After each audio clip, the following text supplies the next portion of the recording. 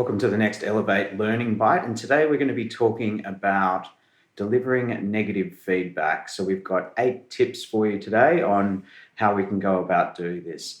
And the first tip is that we want to actually develop a constructive mindset. That is, we want to go into it with the understanding of what we're trying to do here is we're trying to achieve a positive outcome for all of the parties that are involved in the organization or the business that is involved. So we want to be able to take out anger, we want to be able to take out any frustrations or any of those emotions that we have, and we want to be able to develop a mindset which is as constructive as we can possibly be. The second, which is pretty obvious, is find a private space. Obviously no one likes having these conversations broadcast to everyone, so we want to find a quiet space. I never have these conversations in a cafe, even if it is a private in that space. I always try and find an office or a room where we can go into and actually have that conversation. Consider the timing. I never like to deliver this sort of news on a Friday afternoon, for example, where people are going to be going home for the weekend. Don't deliver that news then. Have a think about the other person and what they're going through. And so consider the timing.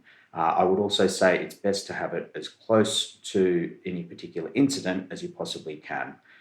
We might not be able to do it right away, depending on the circumstances, but the closer that we can do it to an incident, the fresher it is in everybody's mind, and the less chance of it snowballing and creating a bigger problem than what really exists. The fourth is to be direct, and so there used to be the old negative sandwich, which was the ideal format for delivering bad news, which was to praise somebody, then to criticize them, then to praise. It's old thinking. Get away with it. We're here to be able to talk to somebody about something, and if we're really coming at it with this constructive mindset, then we don't need to go through that particular process. The fifth is to talk about specific behaviors. So we're not actually trying to blame somebody. It's not that somebody is lazy or somebody is incompetent or anything like that. We want to focus on the specific behaviors that are actually occurring, which depersonalizes it, but still makes it clear and direct as to what it is that we're doing.